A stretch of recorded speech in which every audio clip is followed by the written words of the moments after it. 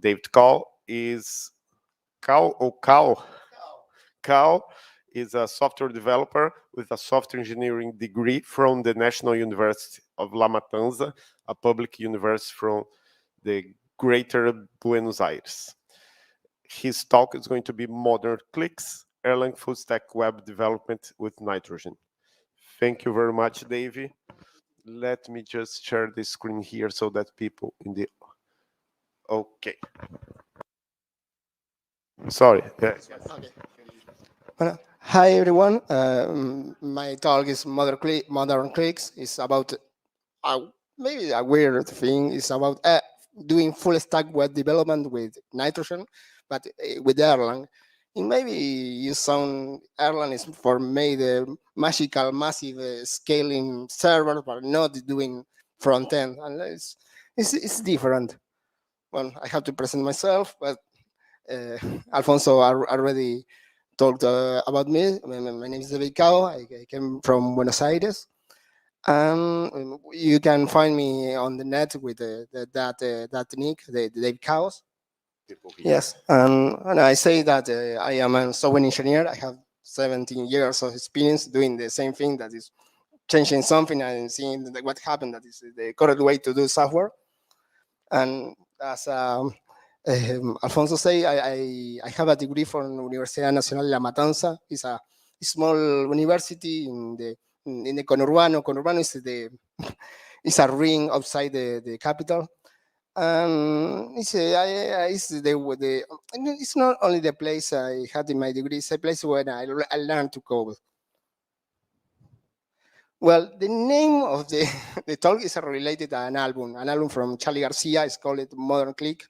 It's just related with the end of the military dictatorship in Argentina, and was something new. Was in that moment was something fresh and give you something new and hope, and something that a click is for me from my side is something like may click in your head. Something you have an alignment, maybe a good alignment.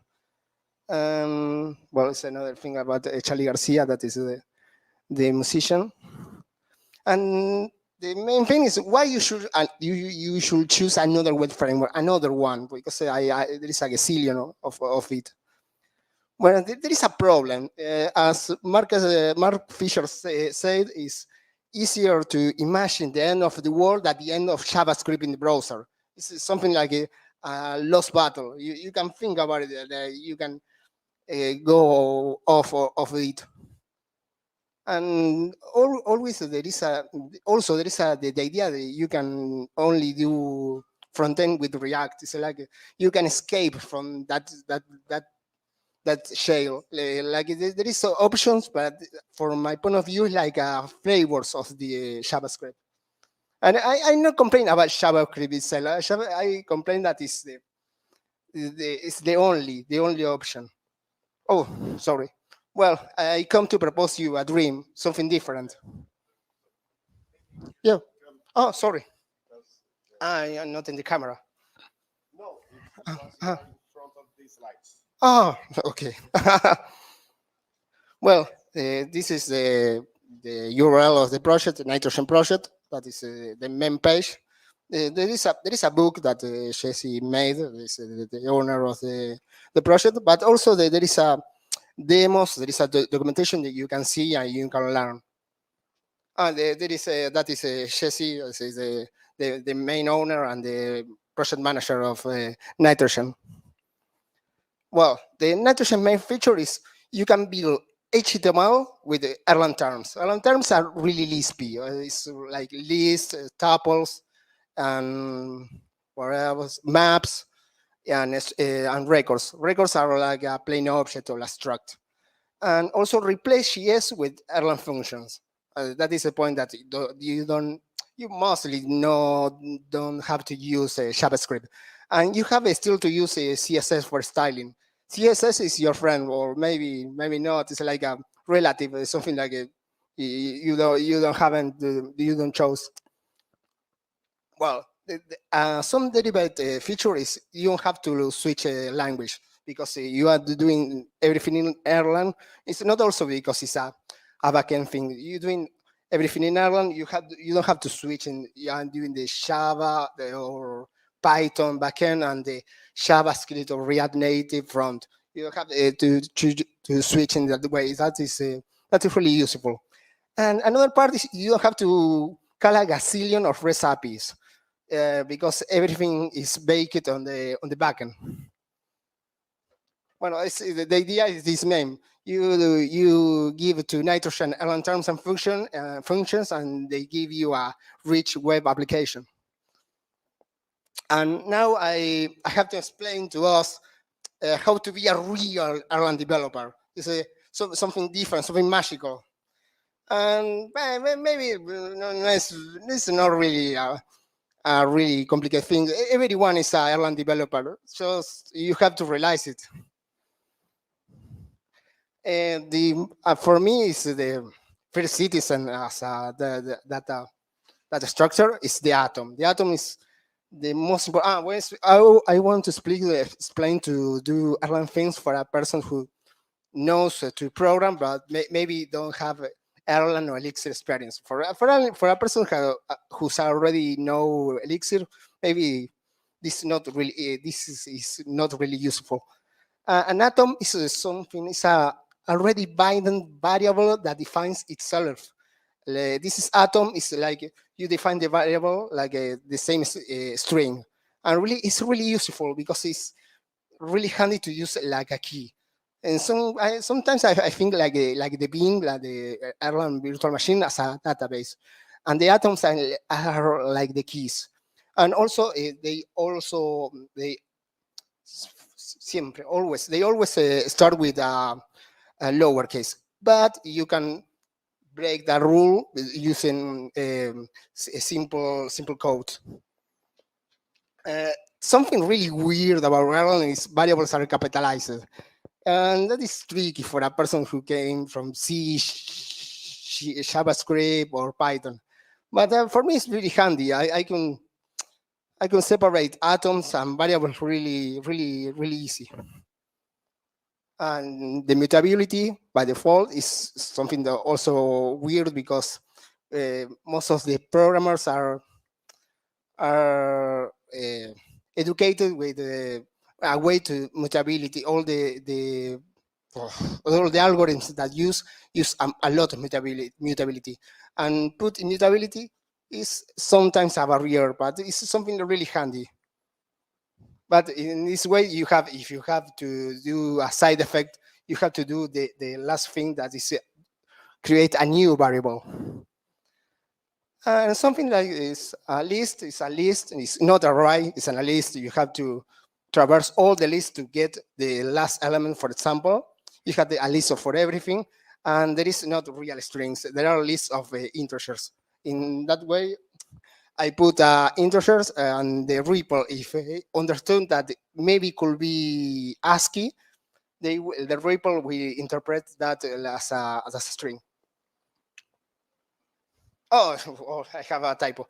When the thing is, it means that you need to use recursion, but maybe you don't have to understood deeply about how recursion is. And maybe you hear about using the best tool for every case.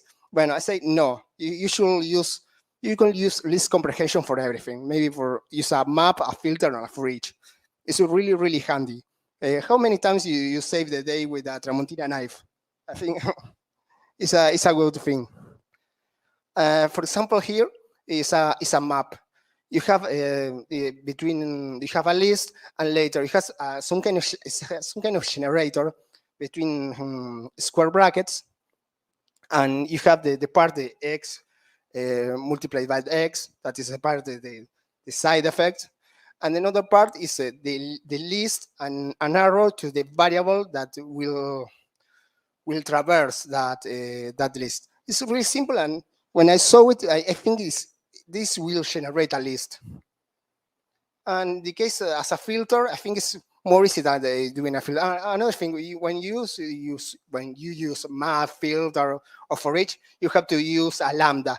In this case, you don't have to, and you have to. You can put you can put a condition.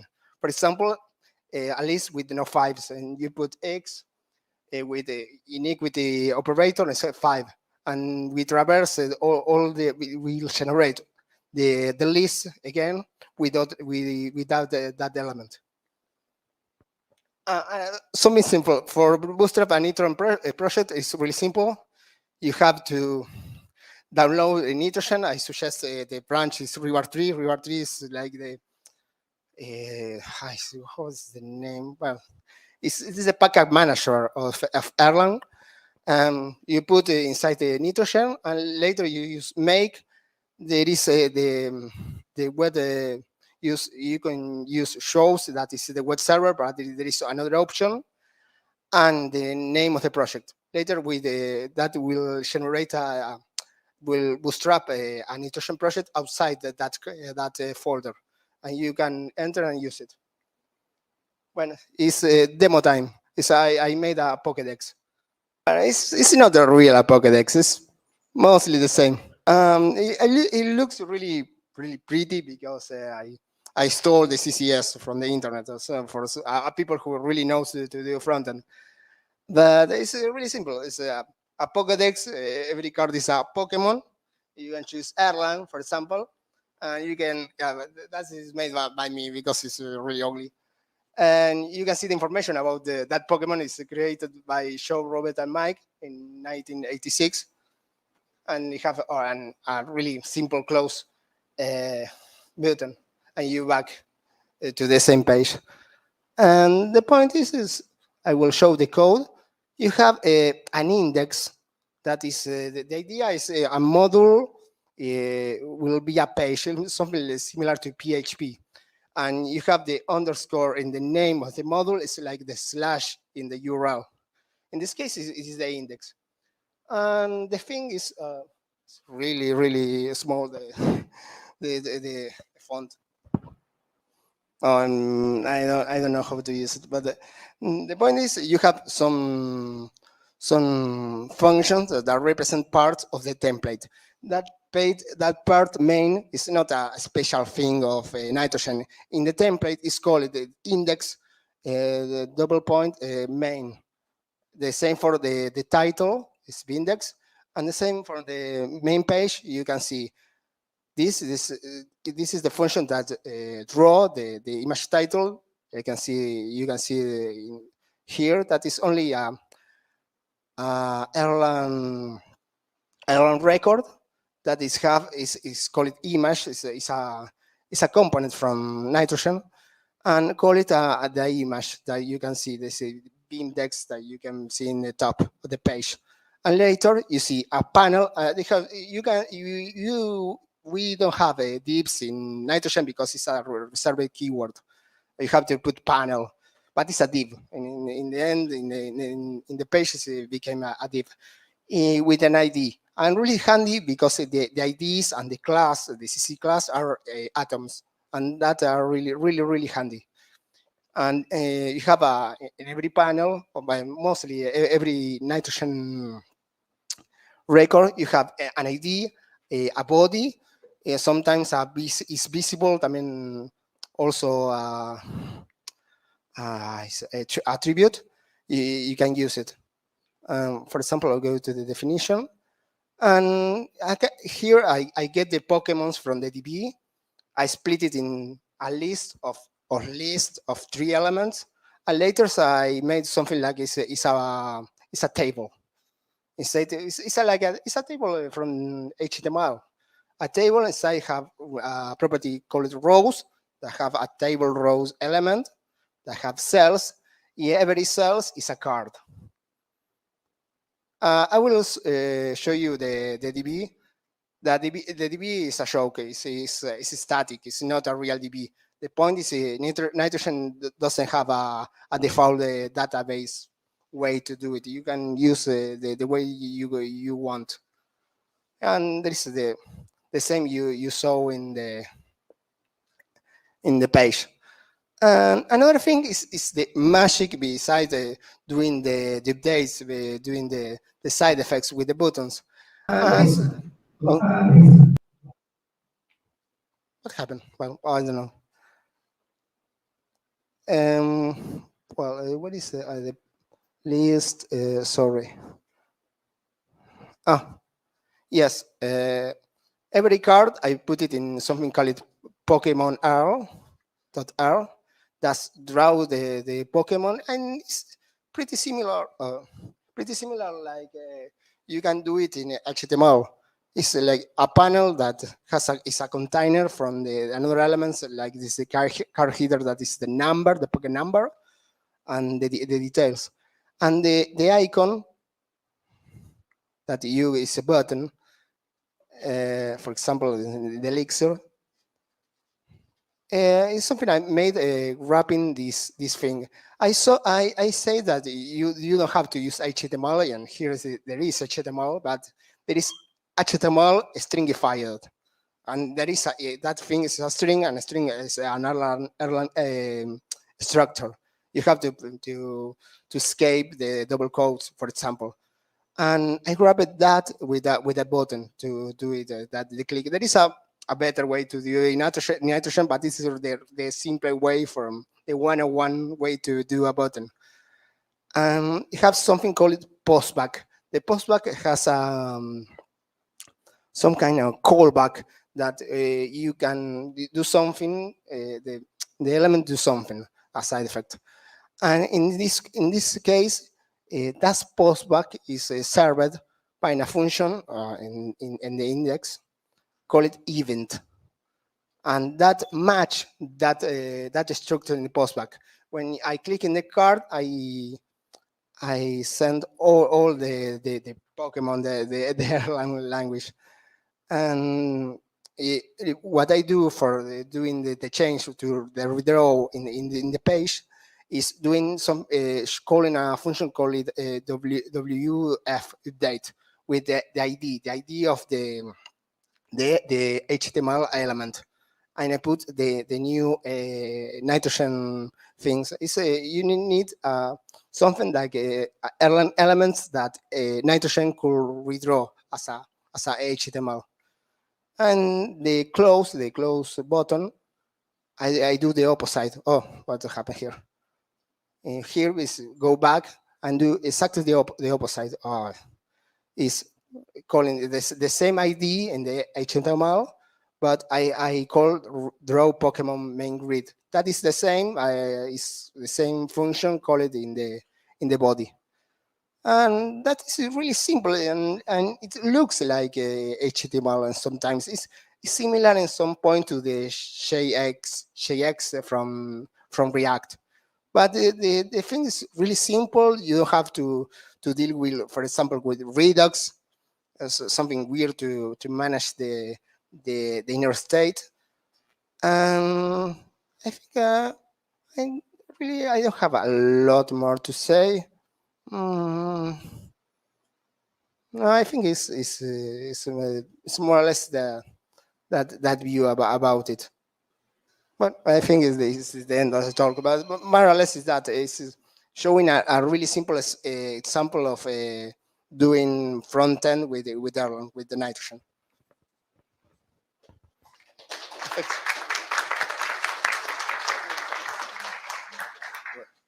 Okay, thank you very much, David. Any question? Oops, two there. You have a question, really? Let's start. Hey there. Yeah. One difference that I can spot from React and Live View, for example, is that I feel it's very imperative, as in you have to say re-render something and you have to figure out state for yourself. Can you explain a little bit of how states manage on a single component on this framework? No, you know, as I used that frame for 4 months, and you don't use the component don't have a real internal state. You inject the state, and you can use something that I should put the example. There is a macro called state that is key value store, and you can save things. The page is like a context, like a what's this, global. It's like a global context, but for that user, specific at that user. And you can save things in a Shen server and put and breaking back, and you don't have to deal with that. You have to you have a new result. You have to inject the values in the function, and you have a new nitrogen elements. Thank you. I hope we can talk later. I think maybe I can. I give enlighten your doubt. Please tell me. Hello. First of all, thank you for Oh. presentation here. It's Yes. it's an honor to be here and watch a presentation in English. So my question, I got a few questions for you. Yeah, The sure. first of them, as an experienced developer, you may know that when we're developing new projects, we try to maintain the price of the project as low as possible and maintaining also the quality and the speeding of the project. So what I saw here is that this framework has a strange syntax to me that I'm No, but already. it's simple to simple to learn. I know it's weird. I have to admit, people, the creator of Erlang choose something like similar to Prolog. I know what they are thinking in that time, but there is really simple. You can grasp the language, not internal, the language in 4 days or three. It's not a problem. It's something like the market is not really wide for Erlang. I have to admit it, but it's not really complicated to learn. No, it's not at all. I see. If I learn it myself, if I learn it, everyone can learn it. No, it's not. No, it's not a problem. There is something like there is most popular things, and you know that you can shift shafts with knowing React or React Native or something like Django.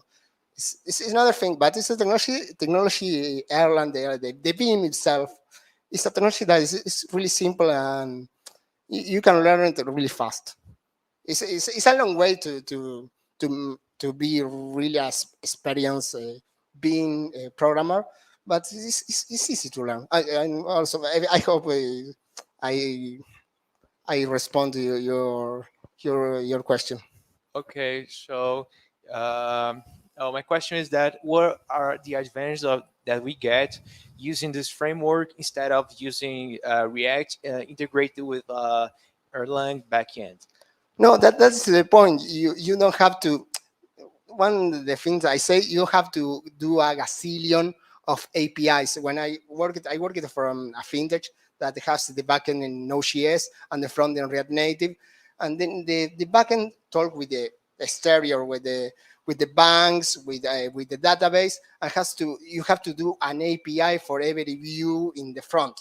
In that case, you saw my fake DB. It could be a fake API request.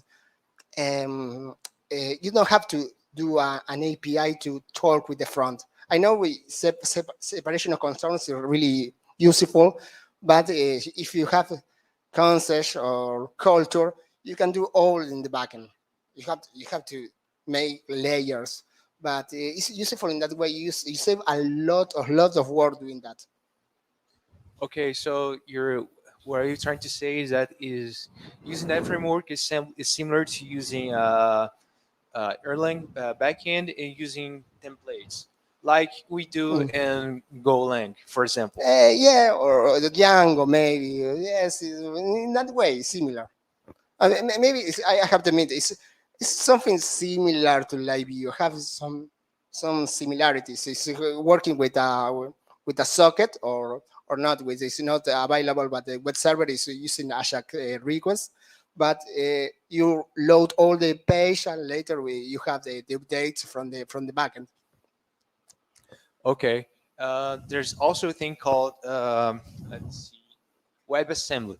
So it's like you write the code in Rust or Mhm. C Sharp, for example, and the code is compiled to a binary like assembly-like language that can be understood by the runtime of the browsers, like VH, for example. So, and there's a framework called Leptos that is like using Rust from the front end, and it has a JSX-like syntax, and it's way more has a better performance than using Erlang in general. So if we had to choose it over to the of them, how you would you advocate for using Erlang? Because Well, actually, the point that Erlang is not only the code. You have a lot of things. You have a lot of patterns, like a supervisor. If it's something happen, do the same like Alfonso does. That is restart the machine. And when you do something in Rust or with assembly, I have a doubt you can restart itself. You have to do a pipeline. I know that there is another language. You have you can do a restart of the server, but it's not organic. It's really organic to restart. Something is really explode in Erlang on the bin and restart it again. It's really believe me, it's really useful. It's really useful.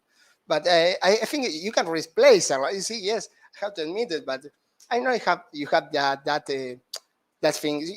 You lose some things with Erlang. You have a hard mutability, weird syntax, and something is not common, but you win in the other hand. okay, thank you. Well, thanks to you. Any other question?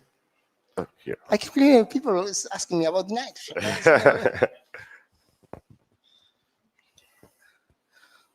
Well, have you ever tried Phoenix? I tried, I think 2 times, and a different with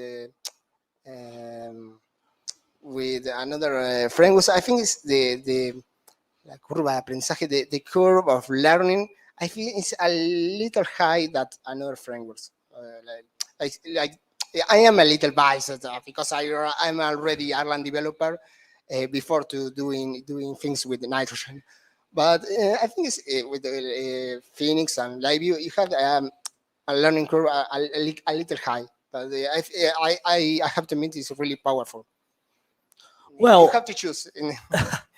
how would you compare nitrogen and Phoenix features? I'm not really versed about Phoenix LiveView, but what the big difference was what that is the learning curve. But before Okay. that, you have the same things from the beam. I think you can do the same things at the end. No, I don't see Okay. a big difference. Something to I think with nitrogen you would be more free to Yeah, do the things yes. as the way you want than you would be with Elixir and Phoenix, because Phoenix has, especially when you are using an MVC architecture, you have to do the things in the right folders Yeah. in the right way. It's not. Yeah, you read my mind. Nitrogen is not opinionated. I think Phoenix with I the understand. legacy from Ruby on Rails is more opinionated. Here in Nitrogen, Great. you don't have to use a database, and I think Phoenix is not, but everyone use Ecto. But you don't have to really. Also, Can you use choose. Ecto Huh? Can you use Ecto with I nitrogen? don't know if you can use Elixir in Erlang. I don't know if it's possible. I think you can use Erlang from in Elixir, but not backwards. I'm not sure. Anyone? Maybe. There is an expert in the room. Oh no, I don't like it. I think I mean, my life is easy. I Hey, Dave. Hey, hi. Thank you. How is it going? Thank you for your call, for your presentation. I'm just wondering, have you ever built anything using like another language, like LFE or another language that you can use Erlang frameworks and tools, etc., in order to build nitrogen apps? No, I think I don't know if you can use another language. I think you can, but I never try it. But I think it's really possible to use another language. Another language like LFA. I think I don't know if you can use a Glim, for example. But I think it's possible. I didn't try it. Oh, cool. Yeah. I'm asking this because LFA is a Lisp that runs on top of the Erlang VM, and it provides you a good syntax that addresses some of these things that you have been talking about the like the syntax, Yeah. and sometimes that it's not super familiar to people Yeah. coming from C and Java and languages like that. So it just might be. I was just wondering if you have been No, experimenting. I agree with you. I think maybe the web should be Lispy. I think it should be better, but it's my opinion. No, I will try, and sometime I will try to do something in nitrogen with LFA. It's a good idea. Thank you very much, David. Let's go. Thanks. Okay, thank you. Let me just